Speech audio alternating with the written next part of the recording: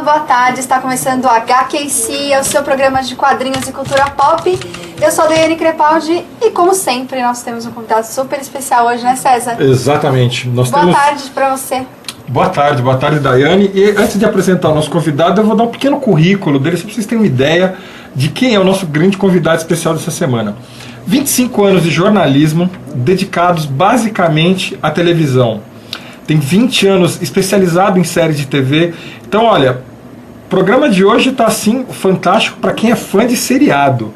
Ele acabou de escrever um livro que, se tudo der certo, vai estar nas lojas em abril, pela Editora de Ouro, naquela coleção de almanacs que eles estão lançando. Trabalhou 3 anos na SIC Video, foi o responsável pelo lançamento de Star Trek no Brasil, né? E eu apresento a vocês Paulo Gustavo, que tem a honra de tê-lo como amigo já pessoal de algum bom tempo. É um prazer estar com vocês aqui nesse sábado de tarde, meio estranho, né? Meio estranho. Choveu de manhã, fez sol, depois fez sol de noite. São Paulo, né? São Paulo. É o efeito estufa. Exatamente. Só no trajeto da minha casa até aqui eu peguei sol, chuva, e não demoro nem meia hora para chegar até aqui. É uma loucura, Incrível isso. E, então, eu queria começar perguntando a respeito do teu livro. Você terminou de escrever um livro sobre seriados. Exatamente. Ele foca que época, vai de que época que é? Esse é um negócio engraçado, porque na realidade esse livro deveria ter saído há uns 20 anos atrás. Eu comecei, eu tinha lido um artigo muito interessante do Marcus Fairman no Jornal da Tarde sobre um cara nos Estados Unidos, um tal de Vincent Terrace, que lançou a Enciclopédia da Televisão, de 1947 a 1984. E eu li esse artigo exatamente naquela época e falei, pô, não tem nada similar aqui no Brasil com isso, né? De você ter um pouco da história da televisão, das séries americanas ou internacionais, né? Aqui dentro do mercado brasileiro. E aí eu comecei a fazer uma pesquisa. Óbvio, nós estamos falando de 1983, 84, esse negócio de internet é uma coisa... Nem ficção científica existia, né? Comunicar com as pessoas do outro lado do mundo sem precisar usar um telefone, sinal de fumaça ou qualquer coisa do gênero. Então eu basicamente ia no Estadão, pesquisava quando teoricamente tinha algumas séries, porque não tinha programação de televisão, não tinha a grade de televisão nos jornais naquela época. Então o jornal aparecia, a grade aparecia no Necrológico, no Anúncios de Velho, era a coisa mais maluca que eu já vi. E eu pesquisei basicamente de 1950 até 64, quando começou a ficar difícil de pesquisar, porque assim, na época você pegava um livro desse tamanho com o Estadão, com, 2 volumes para cada ano. Só que eu não sei porque, a partir de 64 viraram 4 volumes. E tinha uma regra lá na biblioteca do Estadão que era a seguinte: um atendente só pode carregar até 10 livros por dia para quem for consultar. Então, na realidade, começou a ficar meio chato e meio burocrático fazer essa pesquisa e eu acabei deixando de lado. Com o grande, fantástico advento da TV por assinatura no Brasil, eu falei, pô, eu estou com toda aquela pesquisa lá, bem que eu podia começar a fazer de novo, né? Isso foi em 95. E aí começou o meu pesadelo. Porque eu já tinha feito toda a pesquisa daqueles anos, mas faltava, obviamente, preencher anos 70, anos 80 e muita coisa que entrou nos anos 90, porque começou uma avalanche de seriado que não acabava mais. Exatamente. Foi mais difícil do que eu imaginava, porque na realidade eu já tinha uma base da pesquisa, mas precisava atualizar todo o material que eu já tinha, que tinha começado a entrar no ar. E foi demorando e começou a aumentar cada vez mais. Eu precisava primeiro criar a base de dados para depois começar a escrever. Ok. E isso foi um outro trabalho meio complicado. Então eu consegui terminar em 2004 a base de dados. E está sendo publicado agora em 2007. Não, a base de dados, que é o quê? O que a base de dados é? O nome em português do seriado, que esse foi um outro pesadelo. O nome em inglês, o ano de produção do seriado, o ano de exibição, que esse aí nossa, isso é peneirar. É horrível descobrir. Terrível. Horrível. E, obviamente, o canal que passou. E é engraçado que depois eu comecei a consultar muito, fazer pesquisa na internet e tal, para ver algumas coisas. Achei um monte de sites sobre o que falam de televisão, mas é gozado que, assim, como essas pessoas que criaram esses sites são de uma faixa, de uma geração depois da minha, a referência que eles têm não é da época que o seriado foi exibido a primeira vez, mas sim que eles viram. Então eu vi muita coisa, por exemplo, seriados considerados clássicos, por exemplo, Perdidos no Espaço, que as pessoas colocavam lá nos sites assim, Perdidos no Espaço, exibido em 1968 pela Rede Guaíba de televisão. Guaíba teve canal de televisão só nos anos 70, em 1978 para ser mais preciso. Então, as informações são muito contraditórias, mas eu consegui peneirar bastante, pesquisei de novo para me certificar disso, e aí comecei a escrever, em forma de enciclopédia, letra A, B, C, D. Enquanto eu estava nesse processo de escrever desse jeito, que eu achei que era o jeito mais fácil, eu estava fazendo um programa de rádio na Rádio Metropolitana e um agente da Ed Ouro me ouviu e queria conversar comigo para publicar livros sobre cinema e televisão. E aí eu falei sobre esse projeto. Aí nós fomos sentar com o editor, o Pedro. Ele achou o projeto fantástico, ainda bem. Só que com um problema, ele ia ficar muito grande. Porque eu passei para ele apenas as letras A, B e C. Certo. Que tinha mais ou menos umas 200 páginas de texto em Word. Ou seja, coisa pra caramba. Com certeza. Aí ele falou, não, quer saber de uma coisa? Não dá pra fazer desse jeito, é uma ideia pra gente, mas como o seu primeiro trabalho tem que ser uma coisa mais concisa, mais vendável. Eu falei, não tem problema nenhum, vou criar alguma coisa que pudesse ser feito desse jeito. Como eu já, quando eu comecei a trabalhar na Sci-Fi News, né, em 1999, se eu não me engano, também faz tempo, a gente costumava fazer matérias sobre determinados temas usando subtemas, né? Então, por exemplo, os heróis da televisão, os heróis do cinema, os heróis dos quadrinhos. Então você criava nichos de informação e foi isso que eu resolvi fazer.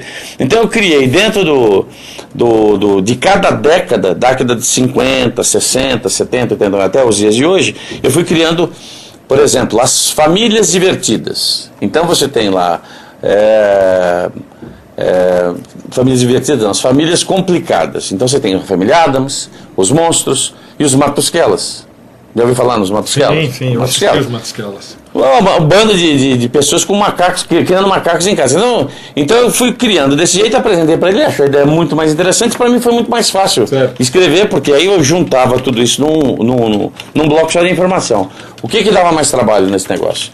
Criar os pontos de informação de dados referentes à série. Então, na hora que eu comecei a escrever no Word, então eu puxava um comentário e colocava lá dentro a ficha técnica. Então, o nome do seriado, ano de produção, onde passou, quantos episódios teve, né?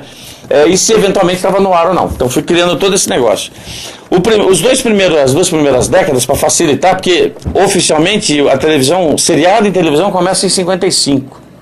Começa a ter seriado em televisão em 55. Então, eu fui agrupando nas duas primeiras décadas, 50 e 60. 70, 80 e 90 já tinha seriado a dar com pau, né? Em 80, as séries brasileiras com as séries que a Globo fez, né? Fazer o Xerife. Exatamente. A única coisa o critério que eu criei foi o seguinte: série ou seriado tem que ser episódico. Então não pode ser, por exemplo, um negócio que eu me divertia muito quando eu era moleque, que era Ceará contra 007, que foi uma noveleta que o Jô Soares já estreava, interpretando o Jaime Bond, né, que era o agente secreto brasileiro, mas era uma novelinha, então não era um seriado. E ele passava todo dia. Então, as séries que tinham esse né, de episódios individuais, podia até ter arco de histórias, mas episódios individuais, isso sim é uma série, é um seriado. Então entrava Carga Pesada, entrou Tiazinha e vai por aí fora. Então eu diria que eu deixei muita coisa de lado, porque eu tentei ser o mais, não sei se popular possível, mas colocar os seriados mais conhecidos do grande público. Né? Por quê? Qual que é o grande problema? O seriado, para ser conhecido, ele não pode estar na TV por assinatura, que é uma coisa recente. É isso que tem até uma pergunta aqui pra você, do Cadela. Ele perguntou, por que séries como Família Buscapé só tem espaços em canais como o Canal de São Paulo, por exemplo? E não, assim, num lugar maior, que tenha um...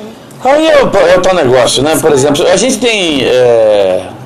Hoje em dia, o que aconteceu com a televisão aberta é que ela foi emburrecendo com o tempo. Né? Alguém pode falar assim que Big Brother Brasil é um negócio fantástico? Para quem leu George Orwell. Quem leu 1984 vai entender o conceito, mas Exatamente. quem da população brasileira leu e está dando audiência para esse programa? Não tem, esquece. 99% não. Pois é, ué. Eu acho que... E eu tinha assistido o piloto do coisa. Eu fui numa feira internacional em 99, se eu não me engano, e vi o piloto desse seriado da Endemol. No stand deles, stand enorme, cheio de... Nós temos reality shows de todos os tipos, é só peneirar e leve o que quiser.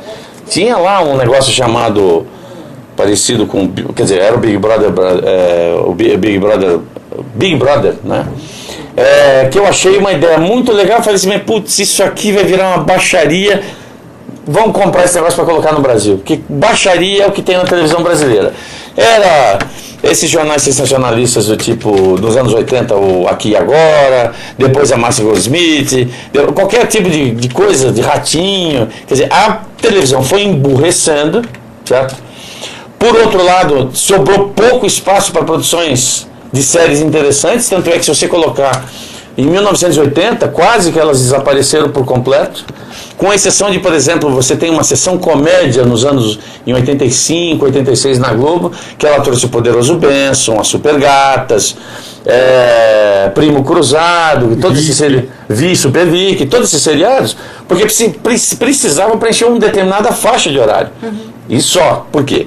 Porque a Globo foi com o tempo criando um negócio gigantesco, que não sou eu só que digo, chamado linha de produção, que tinha que alimentar não só a grade de programação, como todo mundo que depende dela. Então, para que o cara vai gastar, vamos supor, uma série que custa $5.000 por episódio, certo?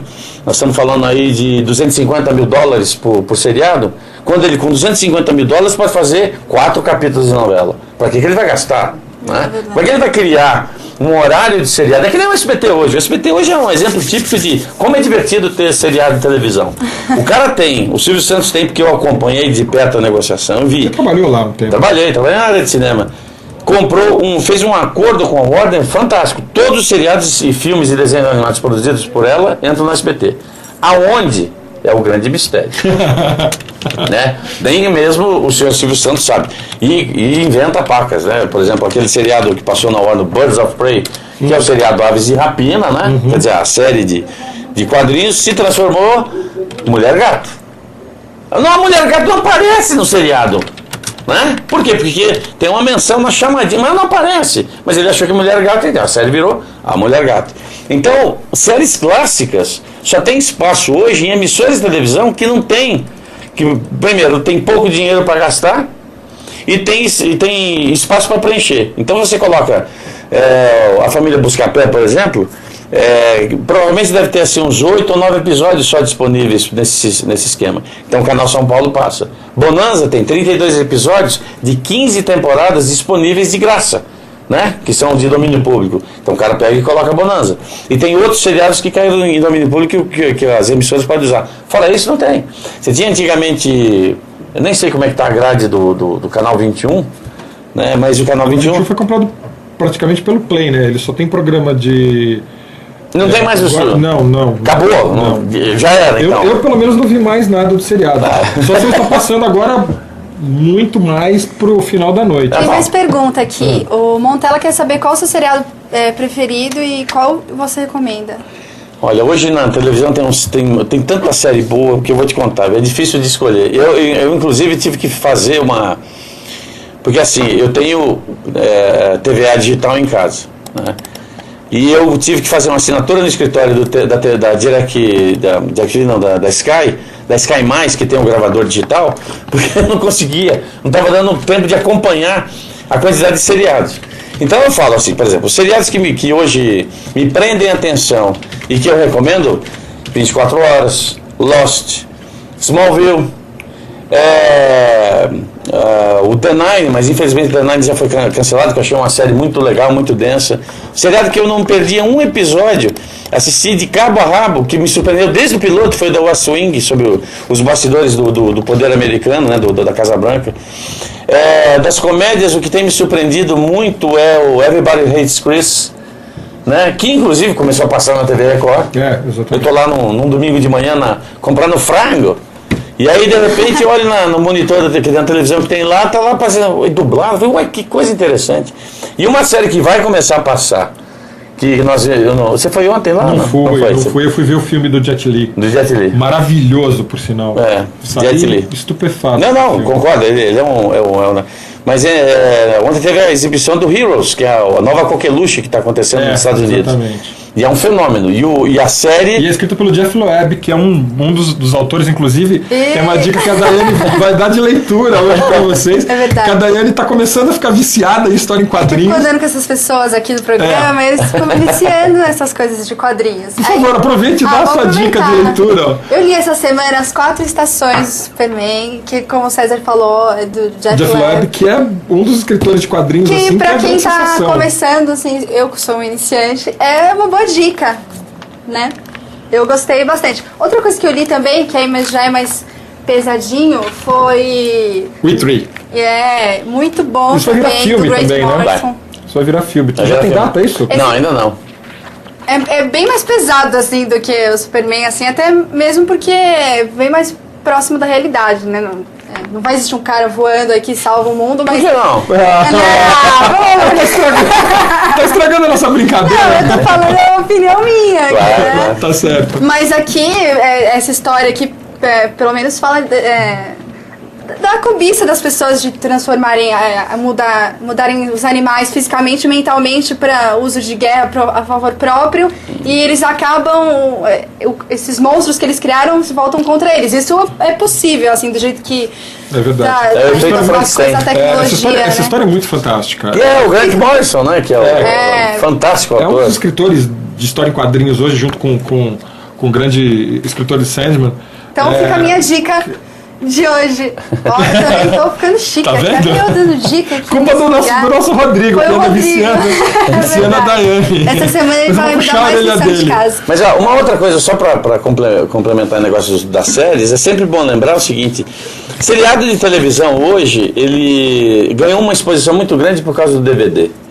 Então hoje você pode assistir seu seriado clássico tipo Perdidos no Espaço, que já tem DVD, ou uma série moderna como Lost, porque tem tanto na loja para você comprar a série inteira para assistir numa tacada só, ou para você alugar, porque tem muitas locadoras que estão alugando episódio, disco a disco, né? Eu acho que o grande negócio do seriado é que ele virou a telenovela para quem não gosta de novela. Exatamente. Então você tem... Se você pegar hoje um seriado legal, por exemplo, 24 Horas é um exemplo legal disso. Ele é um seriado que são poucas as pessoas que têm aguentam firme de assistir semana a semana um episódio. Eu, por exemplo, quase consigo assistir sempre desse jeito, semana a semana. Tem gente que não aguenta, porque aí faz download do episódio, aí eu já assisti até o 15º, não, mas tá no terceiro ainda, não, porque eu não aguentei, porque depois que eu vi o primeiro, tem criado essa expectativa, às vezes até em alguns casos é meio exagerada, mas funciona. Então a série hoje de televisão, se as emissoras de televisão sacassem, as abertas, sacassem que podiam atrair mais público para a emissora, colocando esses seriados, e não estou falando assim em detrimento da cultura brasileira, porque isso é balela. A cultura brasileira é aquela que você faz, certo? Não adianta nada você dizer, o cinema brasileiro é prejudicado. É prejudicado porque também fazem muita tranqueira. Eu concordo. Não adianta nada. Eu estava conversando com o Maurício de Souza, né? Ele falou, não, agora nós estamos com um projeto de fazer, a partir de 2009, 2 filmes por 2 desenhos animais por ano, mas a gente quer as garantias que os americanos têm. E o que é a garantia? Espaço para exibir o filme, investimentos para poder produzir filmes com qualidade. Porque não adianta nada você produzir filmes que ela e ele assistimos, mas o resto do pessoal que está aqui trabalhando não gosta, não vai assistir porque, não, mas é filme brasileiro. Existe qualidade, mas a qualidade precisa ser trabalhada. É a tal história. Muita gente falou, eu adorei A Grande Família, mas eu não gostei muito do filme. Porque o filme é filme, a série é a série. São poucas as séries que conseguem ultrapassar essa barreira de ir no cinema com qualidade, né? Você estava falando de qualidade dos seriados. Tem outra pergunta Cadela. Ele perguntou por que nunca fizeram um seriado legal do Fantasma? Porque tem aquele seriado toscão, dos anos 40, né? Porque, aliás, é bom a gente até falar sobre esse assunto. Quer dizer, seriado, série, quer dizer, são palavras muito similares. Mas, por exemplo, no caso do Fantasma, a criação do Lee Falk dos anos 30, o Fantasma que foi acho que 41, 42, foi lançado como seriado de ação. O que é um seriado de ação? Há muitos anos atrás é meio estranho, mas há muitos anos, os produtores de cinema resolveram criar um complemento para sessões de sábado, as matinês. Então, sei lá, você tinha lá dois filmes principais, e complementava a sessão com um seriado de ação, que tinha em média 15 minutos de duração. O seriado depois sempre tinha o cliffhanger, né? A pegadinha final. Será que a heroína vai escapar do momento em que o trem vai despencar? O herói vai chegar a tempo para impedir a explosão da bomba? Será que ele vai morrer no meio? Essas séries começaram na época do cinema mudo, vieram para o cinema falado, e um dos seriados foi exatamente o Fantasma, né? Que é um seriado de ação que sempre termina com um gancho para o outro. E muita gente já lançou, muitas distribuidoras lançaram seriados como Flash Gordon, Fantasma, As Aventuras do Capitão Marvel, Mandrake, Dick Tracy, uma série de outros personagens, de outros seriados dessa época, porque é uma coisa, primeiro de tudo, que essa é a grande vantagem do DVD, é um registro histórico desse momento específico para outras gerações. Por exemplo, minha filha não gosta de Perdidos no Espaço, mas ela assistiu 1 ou 2 episódios para saber por que o pai gostava. Normal.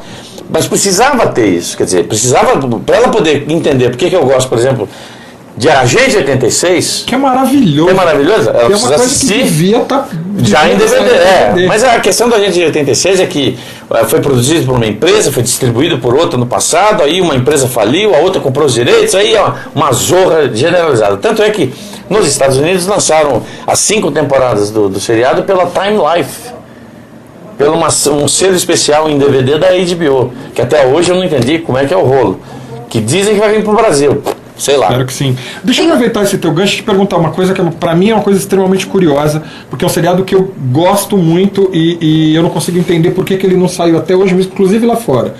Que aqui no Brasil ele rivalizava com o Jornal Nacional na hora, no mesmo período, né? Passava no mesmo horário, ele rivalizava com o Jornal Nacional, que era o James West. Ah, sim. O James West não saiu nem lá, e eu sei que lá também ele fez um tremendo de um sucesso. Não, já saiu a primeira temporada. Já saiu a primeira temporada. Já saiu a primeira temporada pela CBS. A CBS, depois que foi incorporada pela Viacom, então é a CBS, Paramount, Viacom, MTV, tem 80 empresas juntas de comunicação dentro dessa história. Eles começaram a lançar os seriados que foram produzidos naquela época. Então você tem Guerra Sombria, Água Fresca. Outra coisa maravilhosa. Mas aí que tá, o que acontece com esses seriados? Primeiro o que acontece com os seriados que vão ser lançados em DVD? Primeiro, a pessoa que está lá do outro lado precisa saber se o seriado é interessante. Para isso ela precisa assistir. E aí a pessoa do outro lado, eu digo, as pessoas que escolhem as séries que vão ser lançadas aqui no Brasil, seja da Sony, da Paramount, da Fox, etc. Para que isso aconteça, precisa saber o potencial de mercado de cada um desses seriados. James West é um seriado antigo? É um seriado antigo. Ele está dublado? Aí começa o enrosco. Nenhum seriado lançado de televisão, lançado em DVD, que não tenha dublagem em português, está determinado ao fracasso. Por quê? Porque o seriado lançado em DVD tem que ter empatia com quem vai comprar. Então, Perdidos no Espaço fez sucesso porque está dublado, com a dublagem de 1966. Original. Com a dublagem original. Sem isso, seriados como, por exemplo, Super Máquina, fiasco. Esquadrão Classe A, outro fiasco. Magnum está sendo um fiasco. Coincidentemente, seriados da Universal, que infelizmente teve uma série de problemas atribulados durante o período que foi lançado essas séries, e esqueceram. Também, a Família Monstro também tem uma dublagem diferente. Não, fizeram a dublagem porque isso, eu sei o que aconteceu, a coisa mais idiota possível. Os arquivos de dublagem de uma série de vários seriados foram enviados para os Estados Unidos para preservação. Quando eu falo arquivos, é o rolinho de áudio, né? E aconteceu um princípio de incêndio num dos arquivos da Universal, onde coincidentemente estava isso lá, e eles foram perdidos. Então tem muita coisa perdida. Então, às vezes até é uma sacanagem, por exemplo, você querer que um seriado saia dublado, principalmente dos anos 60 e 50, vai ser muito difícil achar. Agora, é inadmissível o seriado dos anos 80 não ter a dublagem. Isso foi pisada de bola mesmo. Né? Tem uma pergunta aqui, aproveitar que tá falando de dublagem, sobre o Lost agora na Globo. O que você acha desse formato da Globo de passar o Lost de uma vez com um intervalo de um ano entre uma temporada e outra? Olha, isso aí não tem jeito. Os seriados nos Estados Unidos... Outra coisa, os caras passam às 11h30, meia-noite, Né? é um absurdo. Olha, quem não tem nada que fazer no dia seguinte, dê graças a Deus. Porque um dos motivos pelos quais se um seriado fica popular é porque passa numa emissora aberta. Eu não estou dizendo só a Globo. O SBT, por exemplo, Smallville, virou uma febre de repente. Pô, mas passa no domingo meio-dia, passa no horário decente. Mas a pisada de bola não é só... Segunda-feira, 11h30 da noite. Eu estava assistindo hoje a pisada de bola é o seguinte, não tem espaço na grade da Globo. Tira Faustão, tira aquele monte de tranqueira que... Dá dinheiro, tem audiência, você não pode cortar isso. Eu concordo que algumas coisas na programação, você precisa dar palmas, o Ratinho já não está mais na programação do SBT. É verdade. Mas em compensação não tem nenhuma grade de seriado. O Silvio não pegou todo o material que ele tem, e tem muita coisa boa, para colocar no ar no lugar. Quando ele colocou o Smallville no lugar do Ratinho, na época que o Ratinho saiu de férias, dava 3 vezes mais audiência. E o que ele fez? Queimou todo o seriado ali. Então repetiu durante 2 ou 3 meses todas as 3 temporadas, uma atrás da outra, pô. Aí ninguém aguenta mais. O pessoal tá falando aqui que o Lost deu 16 pontos de Ibope no ano passado, mais do que o dobro do programa do Jô Soares. Mas é o Jô Soares, ninguém vai tirar o Jô Soares do ar. Sabe, não tem jeito, ele pode dar 3, 4. Pra emissora significa o quê pra Globo? É status, é nome. Olha, o Jô entrevistou ontem um político famoso. Isso infelizmente, é o jogo da TV aberta. Por isso que uma das coisas que eu acho que vai ser a grande revolução para quem gosta de seriado e para quem não tem dinheiro ainda para comprar, para assinar uma TV por assinatura, é a revolução das telecomunicações. Ou seja, daqui a algum tempo, e não vai demorar muito, as operadoras de telefonia vão estar oferecendo a programação de TV por assinatura. Isso é a coisa mais normal. Por quê? Porque lá nos países do outro lado, sabe, os países civilizados, porque por enquanto aqui ainda acham que a gente não tem o mínimo de civilização, dependendo do final do jogo de futebol, geralmente acontece isso mesmo. As emissoras, as transmissões de TV por assinatura é por telefonia. Falando aqui desse negócio de grade, tem 2 perguntas. Uma, porque isso não tem a ver com a grade. Porque tem poucos heróis nacionais. E outra, ele tá perguntando, não seria legal a Record ter novamente o Capitão 7? Não traria um novo público Nossa, para a emissora? Tem 90, se ele estiver vivo, ele tem 90 anos. Não, a questão não é essa, não. Gente, tem que entender uma coisa muito simples. Você não pode fazer um seriado de televisão sem recurso. Você não pode produzir uma novela sem dinheiro. É muito simples comprar uma novela mexicana que custa $2.000 o episódio, mandar dublar vai custar mais 1.000 e ponto final por episódio. Uma produção de uma série produzida nos Estados Unidos, para ter uma ideia, Jornada nas Estrelas, a nova geração, custava $1,5 milhão por episódio nos anos 80, ou seja, ela começou em 87, porque tinha efeitos visuais. Quando você vê o seriado hoje em vídeo, cadê os efeitos visuais? Não tem muita coisa, mas custava isso. Eu lembro de uma experiência que foi feita na Globo, numa série muito interessante chamada Justiceira, que tinha um perfil, mas um perfil exato de uma série americana. Olha, se os caras fazem séries policiais com resultado, por que não copiar coisa boa? O grande problema que eu sempre senti nas séries brasileiras, principalmente essas que, sei lá, caminham por uma questão, por uma série policial, uma coisa assim mais americana, é que falta história, falta roteiro. Então você tem, por exemplo, ótimos dramas, tipo Carga Pesada, Joana, drama é uma coisa fácil, que as pessoas se identificam, né? Agora, quando você faz uma história policial, você precisa criar alguns elementos que não podem refletir o que acontece hoje em dia na nossa polícia, porque é um complicador. Você não pode achar, por exemplo, a Veja, 3 semanas atrás, ou 2 semanas atrás, publicou assim, os heróis da população de São Paulo. Quem são? Os bombeiros, os salva-vidas. Não tem um policial. Por quê? Porque eles acham que a polícia é corrupta, é violenta, é isso, aquilo, aquilo outro. Isso não dá para você criar uma empatia numa série de televisão. Tanto é que a Justiceira, qual que era o grande negócio? Era uma mulher que teve um problema, o filho foi raptado, e ela vai trabalhar com uma agência, entre aspas, governamental secreta para ajudar a combater o crime. O seriado tinha explosão, tinha tiro, tinha perseguições, mas não tinha verossimilhança com quem assiste televisão. Agora, tem uma pergunta boa aqui que eu também queria saber. Como você explica o sucesso de Chaves, que está há 22 anos no ar e repetindo sempre os mesmos episódios? É a mesma coisa do sucesso do Didi. O que é isso? Peraí, sucesso do Didi não. O Didi não tem sucesso. Não, ele continua no ar até hoje. Sim, mas tem sucesso. Por quê? Mesmo? Por quê? Porque o que faz de uma comédia desse tipo ser reprisada, exaustão, sabe, a criança de 10 anos atrás, hoje tem 20 e comprou o DVD porque queria lembrar como é que era. Uma coisa muito simples, a ingenuidade das histórias. Eu estive no México ano passado e coincidentemente vi zapeando a televisão lá no hotel, tava lá El Chavo. Eu tô assistindo lá, quer dizer, óbvio, as vozes são diferentes, não está dublado nem nada. E eu falei assim, nossa senhora, isso está no ar até hoje porque é ingênuo. A ingenuidade, as piadas sem a menor malícia, sem o menor duplo sentido, simplesmente por ser ingênuo, capta a inocência das pessoas acreditando, oxa, ainda existe inocência no mundo. Olha, o moleque é um sem-teto, mora num barril, tem um cara que gosta de aprontar, mas toma sempre uma paulada, as pessoas más são más e se ferram, as pessoas boas são recompensadas. Então, falta aí, uma vez num evento de fãs, eu falei assim, nós estamos muito cínicos, nós estamos vivendo uma época de cinismo tão grande, tão sacal, que as pessoas não param para respirar uma história bonita, que eu adorei, que é a Dama na Água, do Shyamalan, que é um conto moderno. Tá concorrendo como framboesa de ouro. Pois é, por quê? Porque os caras estão querendo o quê? Os caras estão querendo mais um Sexto Sentido. Acabou. Gente, Sexto Sentido foi Os Sinais foi acabou. Ele vai fazer um filme diferente do outro. Exato. Porque esse é o estilo dele. Bom, o papo tá bom aqui, agora a gente tem que ir pro intervalo. Você não sai daí, a gente já volta. Volta já. Tá bom?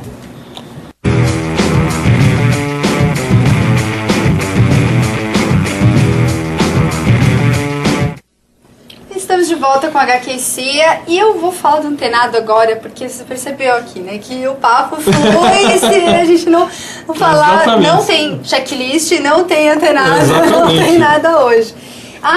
Dá pra mostrar aí? Tá? Põe lá naquela tela. Essa notícia super legal do Antenado, que o Batman e o Superman estão juntos agora em estatuetas na estante. Essas estatuetas são feitas de porcelana e são para segurar os livros. Muito legal, a DC Direct lançou agora e deve estar nas lojas especializadas nos Estados Unidos em julho.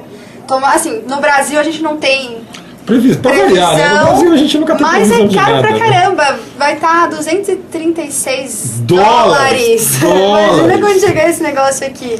Gente, ó, vocês que estão vendo aí, dá uma olhada na perfeição desse trabalho. Realmente, olha, para fã de Batman e Super-Homem nenhum botar defeito. Né? E a arte é baseada na arte do quadrinista Steve Wood. Então, bom, é muito legal, até imagina, pra segurar a porta, colocar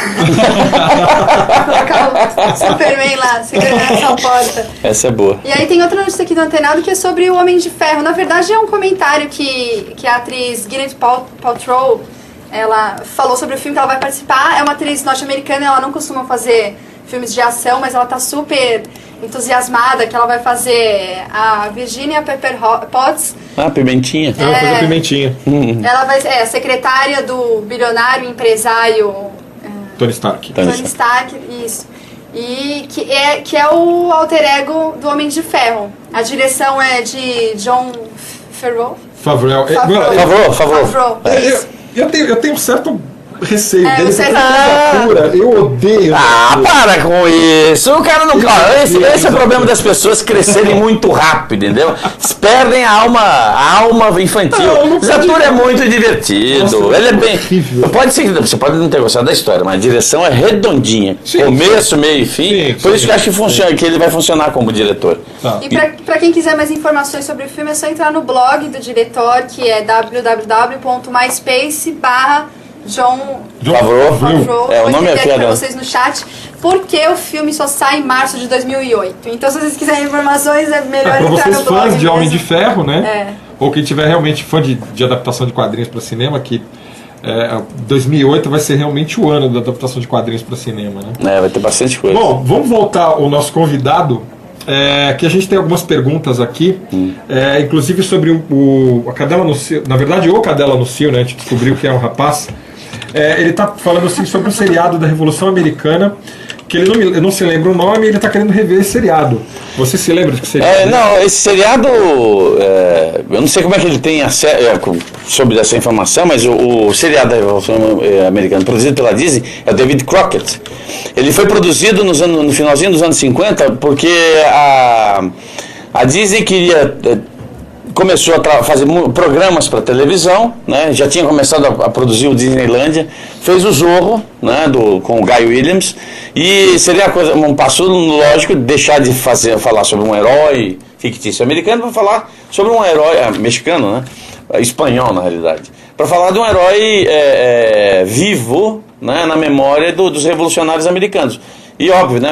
Na guerra entre Estados Unidos e México, né, o famoso Álamo, David Crockett estava lá no último baluarte dos americanos ali no território mexicano. Essa série foi lançada na coleção Golden Treasures da Disney. A previsão de sair daqui é mais ou menos em 3004, porque a própria Disney não tem a mínima ideia do material que tem para lançar. Eu não comprei essa série importada, mas comprei um dos episódios especiais do Disneylândia, que chama O Espaço, que é um episódio que sempre me veio à cabeça quando eu era moleque, que passou mostrando a conquista do espaço. O Disney era tão filho da mãe para produzir algumas coisas que ele contrata um cara para apresentar, né, o que é a ideia dos americanos indo ao espaço. Um tal de Werner von Braun, o pai dos foguetes americanos que saiu refugiado do nazismo, foi para os Estados Unidos e desenvolveu o esquema dos propulsores que levaram o homem à Lua, né? Agora eu te faço uma outra pergunta de outro seriado que acompanhou muito minha adolescência, que foi Homem do Fundo do Mar. O Homem do Fundo do Mar. Que é outra coisa que está me fazendo falta. The Man from Atlantis. E aí tem uma curiosidade. Você sabe que... Por que tem poucos seriados que passam... Às vezes o seriado pega, por exemplo, você está lembrando o Homem do Fundo do Mar, um dos primeiros papéis do Patrick Duffy, que depois ficou famoso com Dallas. Esse seriado tem... Eu posso estar enganado, faz tempo que eu pesquisei, mas tem 12 ou 13 episódios só. Só 13 episódios? Só. Se não for 8. Porque o que acontece na produção de seriados?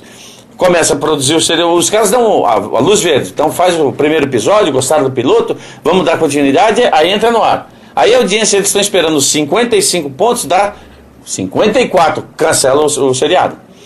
Então fica com uma sobra lá de 8 episódios, aí se o produtor fala assim, não, quer saber de uma coisa? Produz mais 5, vamos fazer 13, porque aí tem meia temporada, você pode rodar isso em syndication e pode vender para os mercados internacionais.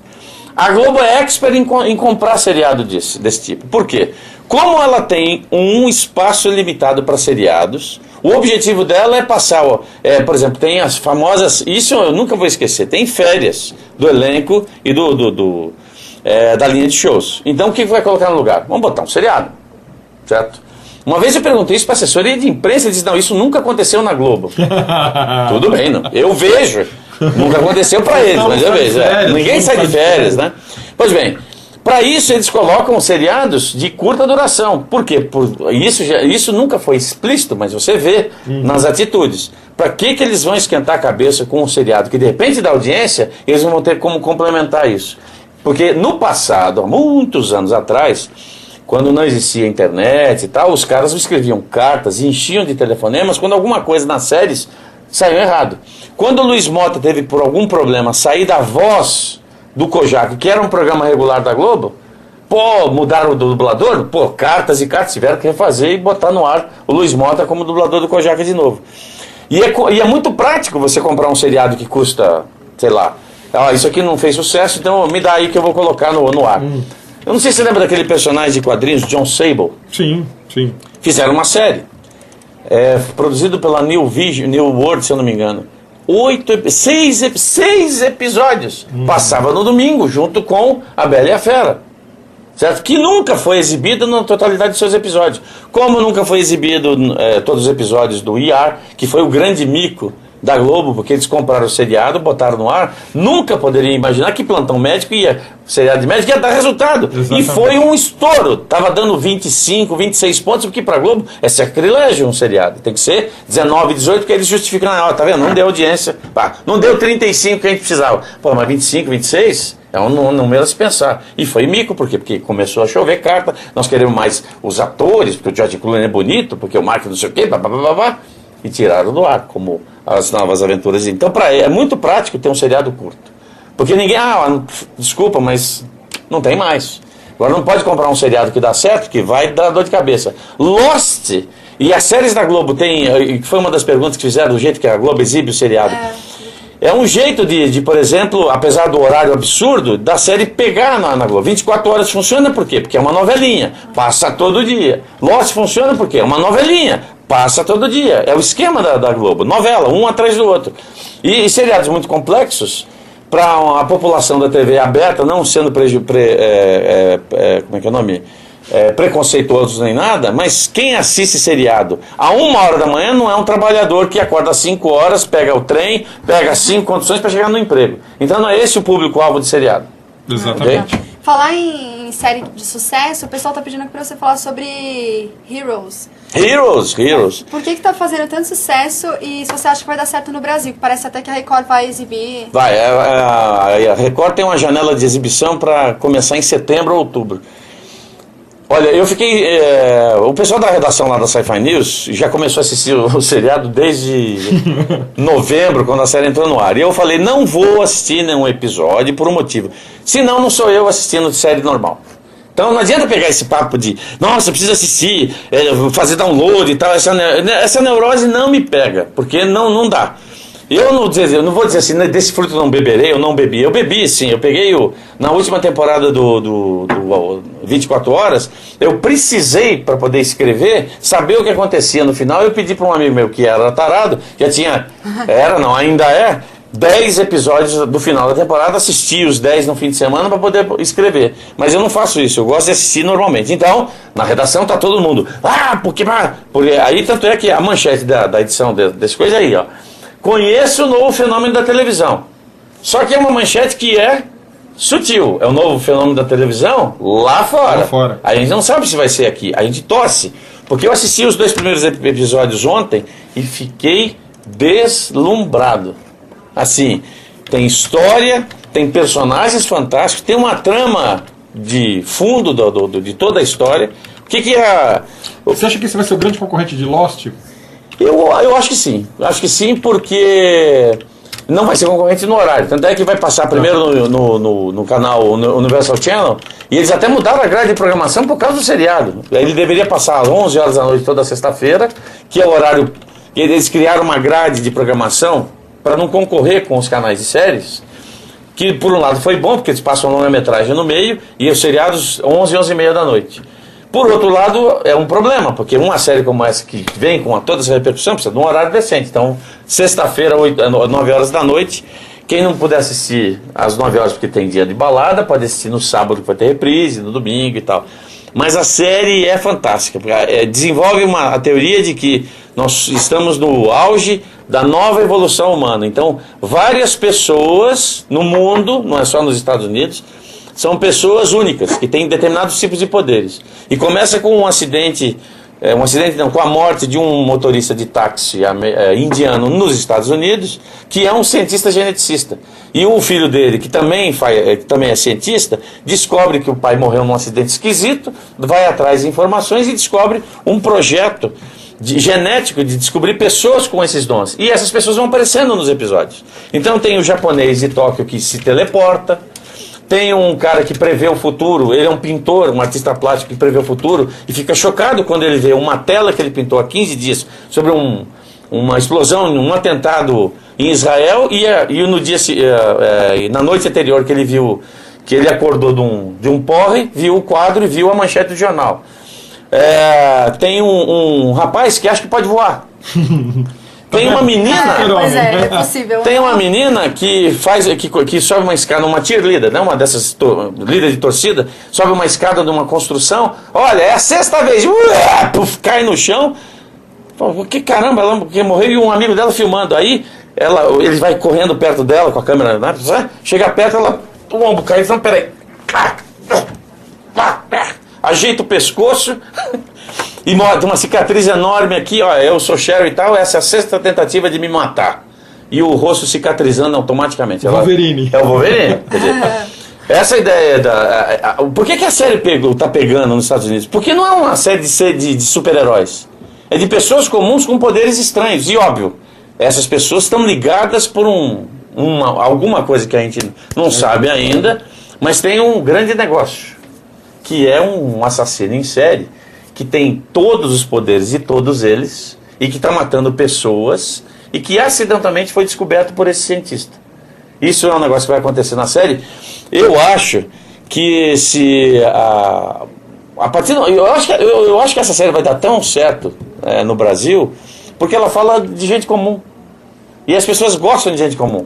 Não gente comum assim, arroz com feijão, mas gente comum legal. Entendeu? Vamos falar do checklist agora. Antes que o nosso programa termine, a gente não consegue nem falar. Antes eu queria fazer um pequeno comentário. Semana passada eu esqueci de um fato bastante importante. O Super-Homem número 50, que chegou às bancas, eu esqueci de comentar uma coisa, na verdade, deveras importante. A gente tem os desenhos do Renato Guedes, que foi um dos nossos convidados aqui, um convidado de 10 minutos, que ele chegou muito atrasado porque teve um problema de trânsito. Então, número 50, o brasileiro desenhando, Renato Guedes, e que é um fato que eu esqueci. E eu vou começar Mas ele mostrando... tá devendo uma visita aqui pra voltar com não, gente. ele vai voltar. Ele vai voltar. Eu vou começar falando... Uma hora inteira.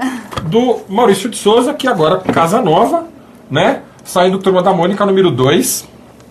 Né? Revista do Ronaldinho Gaúcho, número 2. Tina, o Almanac da Tina, agora, o número 1.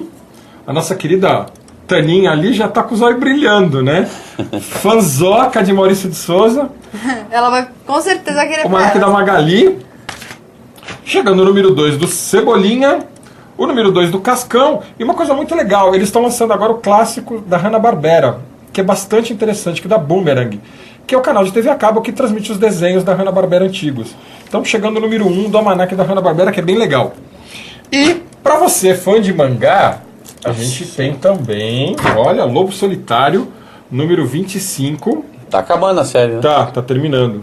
Quem diria que isso ia sair inteirinho no Brasil, né? Exatamente, isso daqui era um sonho do leitor de mangá, porque isso aqui foi o primeiro mangá a ser publicado aqui, isso aqui é muito, muito legal.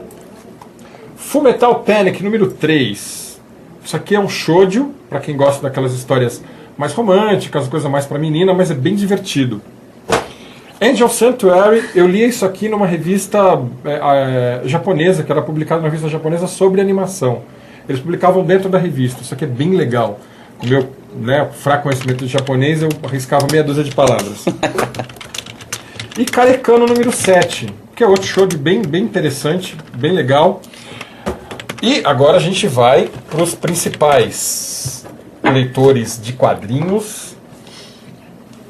Gente, Rising Star, do famoso Babylon 5, Straczynski, que acho que é um roteirista hoje que está fazendo grande sucesso. Pena que ele não continuou na televisão. Ele está com um projeto pro filme, né? Como é que ficou o filme dele? Ele tem projeto de fazer mais filme sobre Babylon 5 e tal. O problema é que ele brigou com os produtores na hora que ele saiu que ele foi fazer Babylon 5 na TNT, e a TNT falou que queria uma coisa de mais ação e tal, ele disse que não fazia, não sei o que, saiu. Resultado. Esse é o problema de gênio. Gênio é um problema aqui.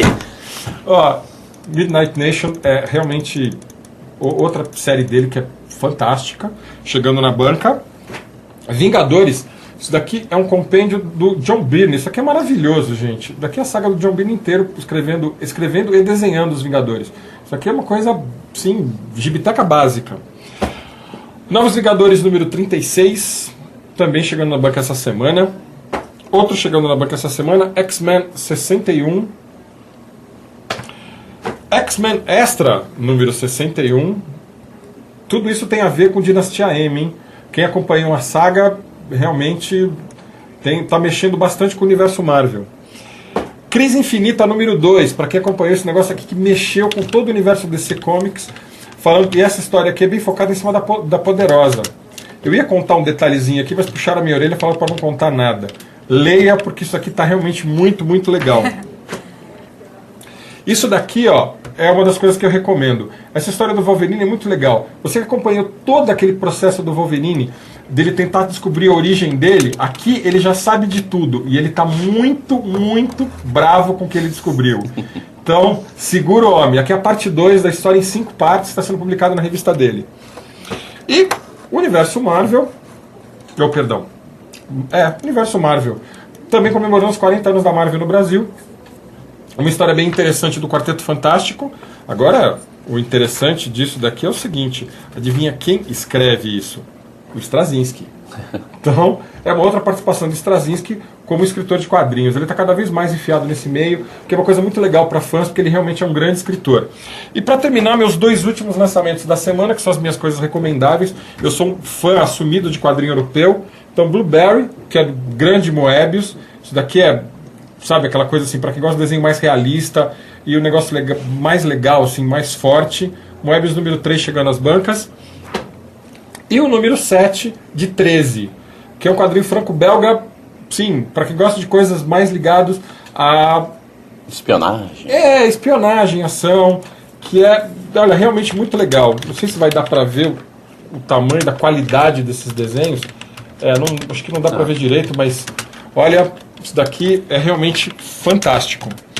Então, Paulo, você também é um grande leitor de quadrinhos, né? Consumo desde os 40 anos atrás da Marvel. Você não vai falar do box dos Simpsons? É verdade, então. É que eu, na verdade, essa semana eu ia falar pra vocês que a gente ia fazer a promoção dos Simpsons. Né? Mas eu pensei. Eu não consegui descobrir uma coisa legal pra falar dos Simpsons. Assim, precisa ficar muito fácil, né? É simples. Você tem faz assim, ó, pra ganhar o box dos Simpsons, tem que responder uma pergunta. O que se trata, o que nessa 9ª temporada eles estão comemorando de mais importante? Perfeito. Tá aí. Quem responder vai ganhar um box do Simpsons. Semana que vem a gente avisa quem é o ganhador. Não esqueça do nosso e-mail, hqc. Não é melhor deixar para depois do carnaval para falar o vencedor? É melhor. Pode ser. Então depois do carnaval... Deixar mais tempo para vocês pensarem em participarem. Para vocês correrem na locadora, irem na loja e comprar. É uma coisa muito simples, mas eles estão comemorando um negócio muito importante na 9ª temporada. Na 9ª ou na 8ª? Você que é 8ª. É? Você é 8ª. É isso aí, na 8ª temporada. Tá, perfeito. Então, ó, o que eles estão comemorando nessa 8ª temporada? Quem descobrir a primeira resposta vai ganhar a 8ª temporada de presente da HQ Companhia. Perfeito? Então, você também é um leitor de quadrinhos. Sim. O que você está achando dessas adaptações de quadrinhos para cinema? O que você viu de muito bom e o que você viu de muito ruim? Olha, tem o tal negócio, às vezes os caras têm ideias interessantes, mas falta jogo de cintura. Então, por exemplo, eu gostei muito do Demolidor, mas usaram efeitos visuais em momentos exageradamente sem sentido. Ele é um Batman, então você não pode fazer ele fazer que nem o Homem-Aranha, né? Ficar pulando pra lá e pra cá. Tudo bem, a gente sabe que ele faz isso nos quadrinhos, mas não pode fazer isso.